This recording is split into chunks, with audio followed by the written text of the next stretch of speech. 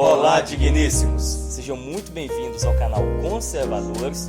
Antes de tudo, já deixe o seu gostei, se inscreva em nosso canal e ative os sinos da notificação. O tema de hoje é Água, uma chave hermenêutica para a ecoteologia. Roda a vinheta.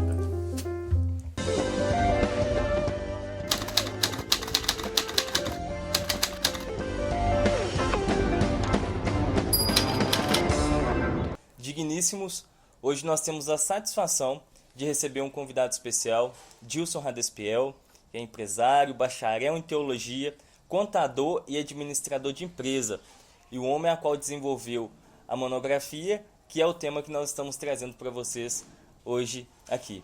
É um prazer recebê-lo, Dilson. Obrigado, pessoal. O prazer é todo meu, tá? Espero poder estar contribuindo para esse tema tão gostoso e bem diversificado para o nosso pensamento cristão. Excelente. Vamos ao vídeo. Digníssimos, a priori precisamos entender o motivo do canal Conservadores trazer esse tema para vocês. Estamos trabalhando com um tema importantíssimo, que é a água, numa ótica ecoteológica. Considerando isso, é bom você entender a capacidade, a dimensão desse tema ao longo desse vídeo, do quão importante isso é para as nossas vidas. Tanto no decorrer da história, de um contexto histórico, do período de Tales de Mileto, quando ele traz uma ideia de que a água é um elemento essencial para as nossas vidas, considerando também o que está descrito em Gênesis, em que o Espírito pairava sobre a face das águas, e diversas outras características desse tema tão importante. E eu já quero deixar uma curiosidade para você. Você sabia que 55% a 60% do nosso corpo é composto por água? E que a Terra, 70% dela é composto por água? Se você ficou curioso, se você quer saber mais sobre esse tema, nessa visão que eu acabei de esclarecer para você, continue com a gente até o fim desse vídeo. Então, digníssimos, na mitologia indígena, a água ela é um sinal de divindade. Os indígenas, eles têm muito respeito, muito prazer pela água. Eles a tratam com muita delicadeza e com muita honra. Entre os Chavantes, uma tribo indígena, o banho de água é um ritual para a iniciação dos jovens. A tribo dos Carajás acreditam que eles foram criados no fundo do rio Araguaia. A maioria das tradições ameríndias traz a água como algo muito bom e, ao mesmo tempo, algo muito ruim. Ao mesmo tempo que é uma bênção, também é uma maldição.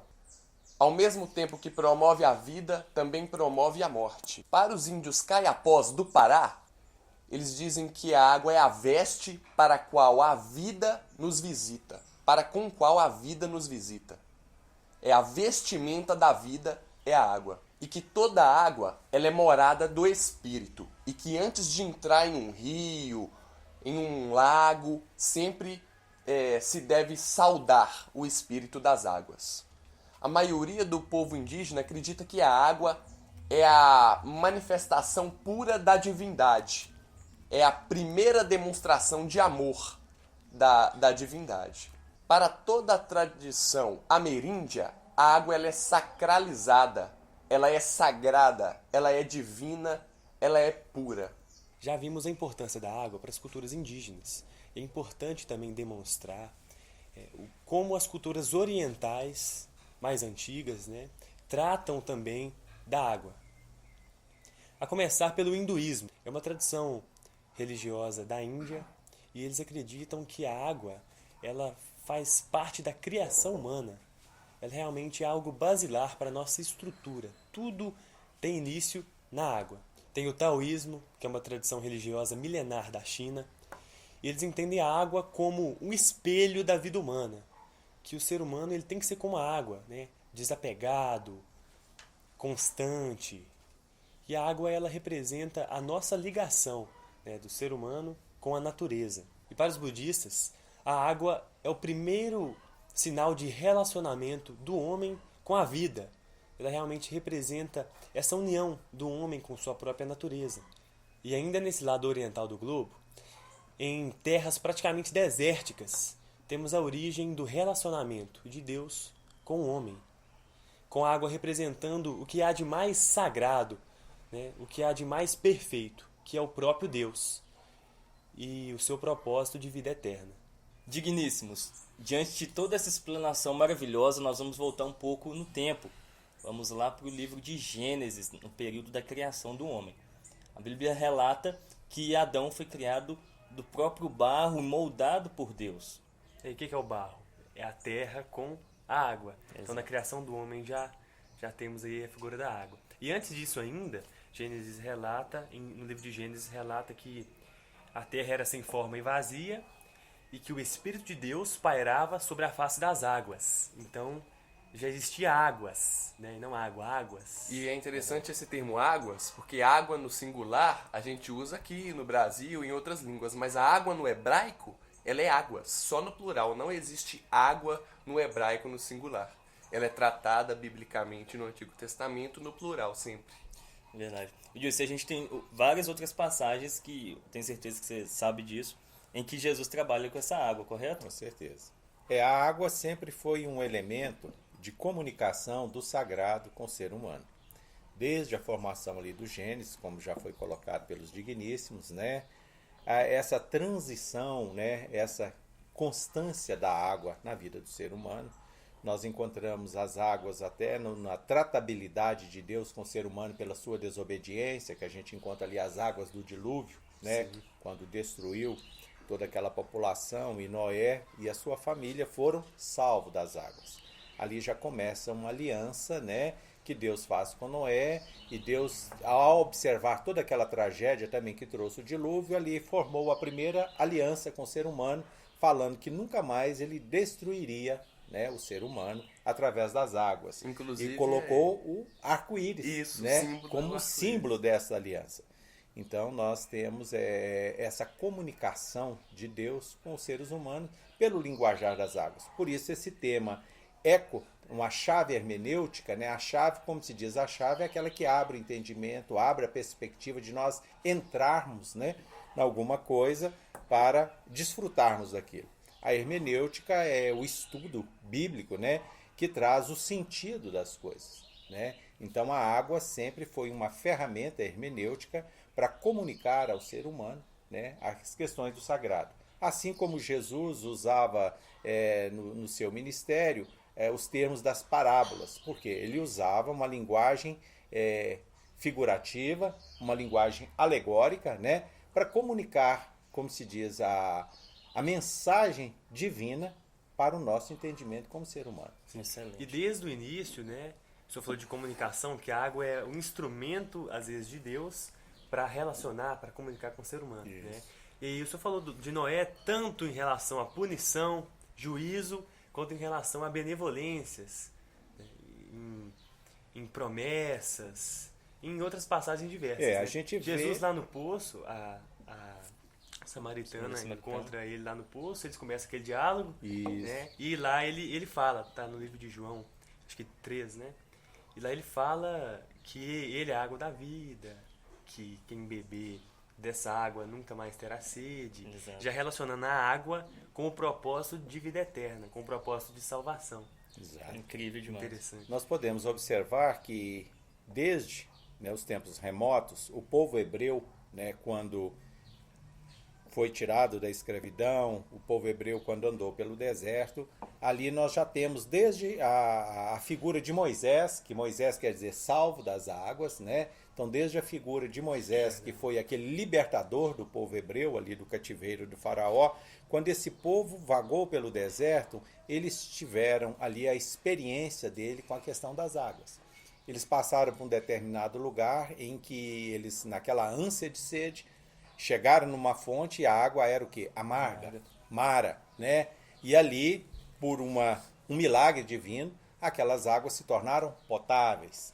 Na sequência da jornada deles, eles com muita sede, já até murmurando e reclamando com Moisés, né? O que acontece? Da rocha, né? Deus determina para Moisés que tocasse na rocha e da rocha ali verteu água para matar a sede do povo, né? Então a gente tem essa cultura, né, do povo hebreu permeada, né, por todos os milagres, permeado pela necessidade dessa água, né, constante. E a água realmente ela é uma necessidade. A gente gravou um vídeo sobre o Pai Nosso, tá até aqui nos cards, onde a gente fala, né, que no Pai Nosso fala, a oração do Pai Nosso, que o pão de cada dia dai-nos hoje. E é onde a gente faz referência que esse pão de cada dia seria aquilo que é essencial para nós. E a água tá aí dentro desse essencial. Ninguém vive sem água. Indispensável. Tudo Total. tem água.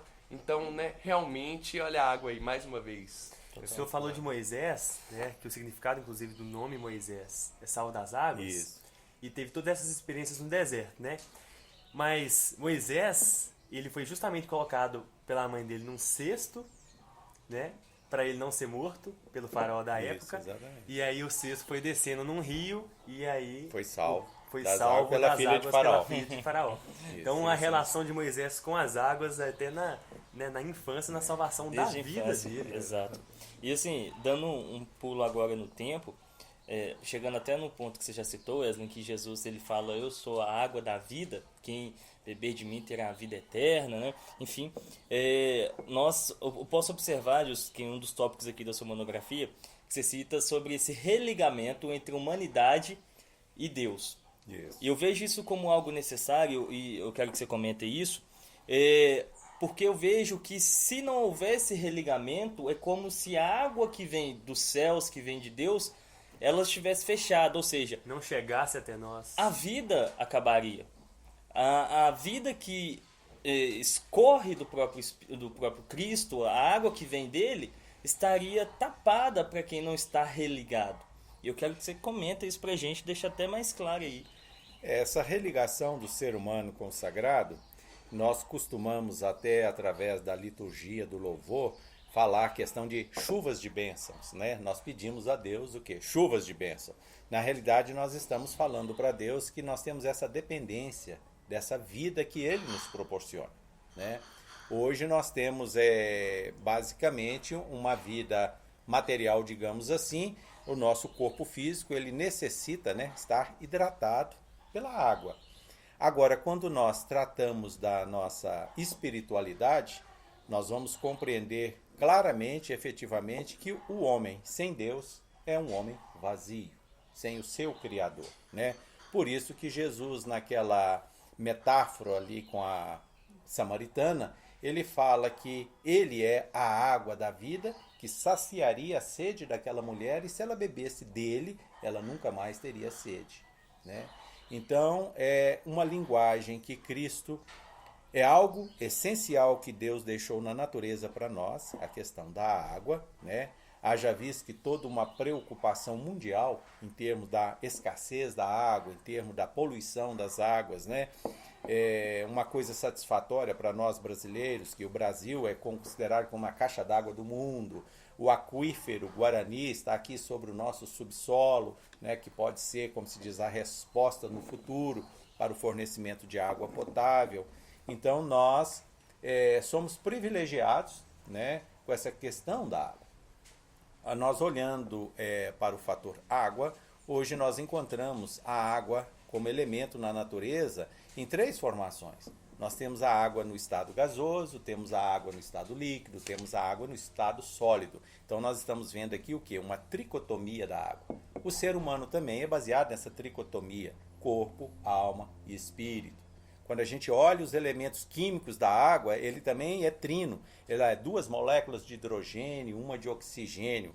É coincidência? Isso não. Eu acho que é um capricho do Criador em transmitir essa mensagem para nós, que na medida que a ciência vai evoluindo, que os estudos vão entendendo, nós vamos fazendo sempre essa ligação, olha, isso aqui tem elemento que nos comunica o sagrado, que nos comunica Deus.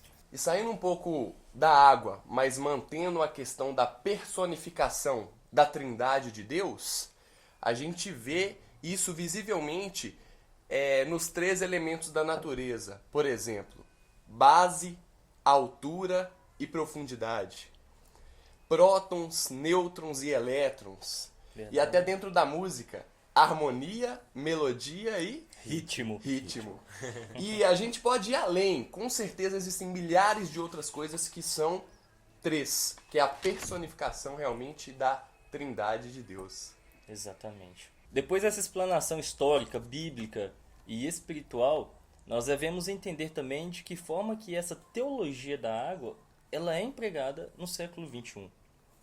Essa modernidade nossa agora, né, nós observamos ainda as mesmas coisas que aconteciam no passado. Essa dependência do ser humano ao elemento água. Nós podemos ver as respostas hoje, né, até dos órgãos governamentais, né, a suprir essa necessidade do ser humano. Nunca se falou tanto em questão de abastecimento, haja visto a crise hídrica que nós tivemos. Né? Teve um período aí que nós estávamos com as nossas hidrelétricas com baixo nível, os reservatórios de água sendo comprometidos, houve racionamento de água, né? Houve-se a expectativa, e eu creio que até uma resposta de preces, por exemplo, do povo nordestino, quando sedentos de água, ali houve um projeto de transposição do São Francisco até levar água para esse povo carente. Então nós podemos ver que em pleno século XXI, com toda essa modernidade, Deus ainda tem as suas ferramentas, os seus meios de comunicar para nós, né, o seu suplemento de vida para essa humanidade tão carente e tão angustiada nessas expectativas. Exatamente. E olha que interessante, porque 75% do planeta Terra é água. Mas desses 75% de água, só 3% é água doce. 3% dos 75% só que é água doce, é água consumível. E desses 3%, aproximadamente a metade está congelado em geleira. Então, assim, parece até pouco, assim, se a gente for olhar o planeta Terra, isso aí continua sendo uma quantidade de água exorbitante, mas comparado com a água salgada, não. Né? Que é uma... tem muito maior, né? E esse tema é tão contemporâneo, ao mesmo tempo que ele é histórico. Você falou que desde antes era assim e hoje tudo se repete, né? O Alisson falou na introdução sobre Tales de Mileto. Ele foi o primeiro filósofo a buscar aí a natureza das coisas, né? Uma visão arquê, através do elemento. Isso, uma visão arquê que busca realmente a origem das coisas. Pré-socrático justamente porque a partir de Sócrates começou a buscar a compreender o ser humano, né? E pré-socráticos não, eles buscavam entender o mundo, a origem, né? A natureza. Porque Tales de Mileto ele encontrou, através de experiências, de observações, de raciocínio, que a água era a base de tudo, que a água era, sim, que dava origem ao mundo, ao ser humano, a todas as coisas. Mas isso não foi do nada. Por que ele chegou a essa conclusão? Ele observou bastante, principalmente o Egito. Ele falou, se o rio Nilo não existisse lá no Egito, o Egito já tinha acabado. Aquele povo já tinha migrado para outro lugar ou tinha morrido. Né? Não só o Egito, como vários outros lugares. Tudo que ele percebeu que o que era vivo tinha água. Uma fruta cheia de água, bonita, uma maçã. A maçã podre, ela sem água. Nosso corpo. Né? Vocês falaram que de 60% a 75% água. E um corpo humano, quando ele está apodrecendo, né? O defunto, ele na verdade está ressecado, sem água. Então ele já relacionou que a água está relacionada à vida e a ausência da água é relacionada à morte. E a gente toca nesse ponto importantíssimo da espiritualidade. Você ilustrou total a melhor forma de explicar que o ser humano sem a água da vida é a morte. E hoje, em pleno século XXI, a gente tem que observar a essencialidade dessas águas, dessa água que de fato vem dos céus, para as igrejas, para o nosso culto. A questão do culto e pregação dentro dessa chave hermenêutica da água, ela é um culto de conscientização e de valorização do ser humano a esse atributo que Deus deixou para nós, né? Hoje nós não podemos ignorar que nós precisamos ter uma consciência ecológica. Não é somente espiritualizar todas as coisas. Nós temos que ter a prática cristã. E a prática está na questão desse cuidado, né? Nós temos lá os patriarcas que eram construtores de quê? De poços, né? Para saciar a sede do povo. Então, quando se constrói um poço, né? A gente tem ali uma gratuidade da água, coisa que hoje em dia é diferenciada. Hoje em dia mercantilizaram a água. Hoje nós pagamos a água a um custo muito caro e às vezes uma água até que não chega com as devidas propriedades como a nascente natural, né? Então, quando nós falamos de uma teologia dentro de um culto e pregação, nós temos que trazer essa reflexão, porque cada cristão que hoje ele está dentro da igreja, ele é um membro de uma sociedade, ele está fora, ele está agindo, ele está interagindo, ele está contribuindo ou atrapalhando, né, aquela sociedade contemporânea daquele momento. Então, nós, como elementos participativos de uma sociedade, né, e fundamentalmente como cristãos, nós temos que fazer esse link. Olha, o cuidado de Deus com a questão das águas é agora o meu cuidado em relação à água que eu consumo, a água que eu gasto, a água que eu procuro, né, ter para a minha vida. Essencial. Digníssimos, diante de todo esse conteúdo, diante de todo esse contexto apresentado, não resta dúvida que a água é essencial para as nossas vidas. Tanto a água da vida, que desce do próprio Jesus Cristo, tanto a água física. E a gente observa o tempo todo que a água está ao nosso redor, está em nós. O alimento que você tem na sua casa, para ser preparado, para chegar até a sua mesa, precisou de água para regar. Para você preparar esse alimento, você precisa de água. Você sai pela manhã, você bebe água, toma um café que é feito à base de água, toma um chá que é à base de água, escova os dentes com água. Você vai para o trabalho, toma água, lá você almoça com água. Você, no café da tarde, da mesma forma, chega em casa, a primeira coisa que às vezes você faz é se banhar com água. Então a água ela é essencial para as nossas vidas, para as plantas, para todos os diversos tipos de seres vivos. A água ela é essencial. Hoje o nosso vídeo está sendo feito acompanhado com essa deliciosa água. E digníssimos, eu tenho por certo que quando os bisturis hermenêuticos da teologia autopsiarem o corpo das Sagradas Escrituras, certamente encontrarão a água da vida de que nos fala Jesus nas veias da história. Um brinde a todos. Um brinde.